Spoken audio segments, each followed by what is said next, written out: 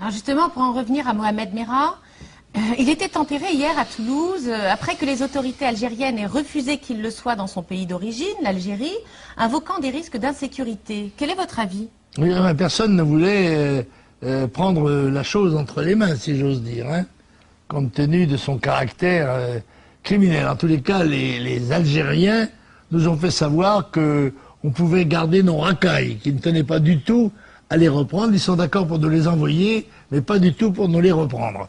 Et on a tout de même fini, c'est je crois M. Cohen, le maire de Toulouse, a quand même accepté, a fini par accepter d'enterrer Merah quelque part dans le cimetière musulman, dit-on, d'un cimetière de Toulouse ou d'une ville d'à côté. Bref, cela a déclenché, semble-t-il, une série d'opérations, car quoi qu'on dise, c'est quand même bien ce scandale criminel épouvantable qui a déclenché les opérations de police dans les milieux que dénonçait Marine Le Pen, du fondamentalisme musulman.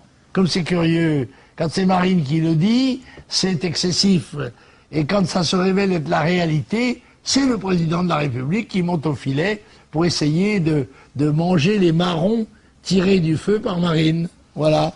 Et cela, j'espère que ça ne dupera pas les Français, qui devront se poser la question tout de même, enfin, ces Kalachnikov qu'il y a dans les appartements d'un certain nombre de gens connus pour leurs opinions extrémistes, fondamentalistes, eh bien, elles y sont depuis longtemps. Et M. Sarkozy est responsable du ministère de l'Intérieur et de la Sécurité nationale depuis 10 ans.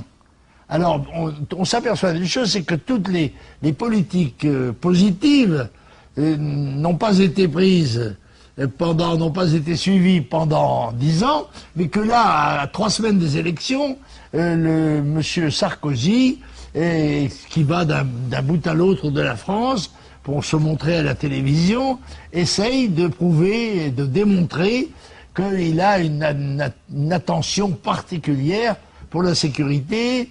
Eh bien, nous allons parler de sécurité et d'immigration, je pense, pendant le temps qui nous reste, c'est-à-dire pendant 3 semaines, et montrer que dans ce domaine-là, comme dans tant d'autres, le gouvernement a été et peut-être accusé de carence.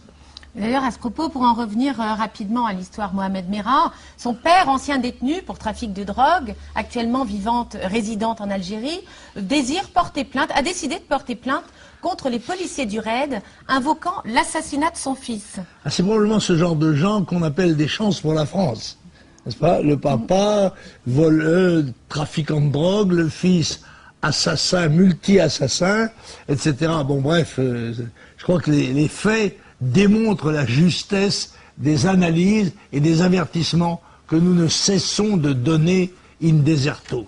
Oui, mais alors ce qui est inadmissible, c'est que Pierre Laurent, le secrétaire général du Parti communiste français et adjoint principal de Jean-Luc Mélenchon, estime normale la réaction du père de Merah. Mélenchon, lui, de son côté, avait déjà critiqué la présence de candidats à la présidentielle française lors des obsèques de nos soldats exécutés par le jeune Algérien. Oui, cela ne doit pas nous étonner de la part du Parti communiste, dont M. Mélenchon est le cache-sexe. Il est bien évident que les communistes ont toujours été les alliés des ennemis de la France, et par conséquent, quand il y en a un, il est bien évident qu'ils bénéficient de leur part de toutes les indulgences et de toutes les sympathies. Dieu merci, grâce à ce genre de déclaration, les Français sauront qui est derrière Mélenchon et qui est Mélenchon.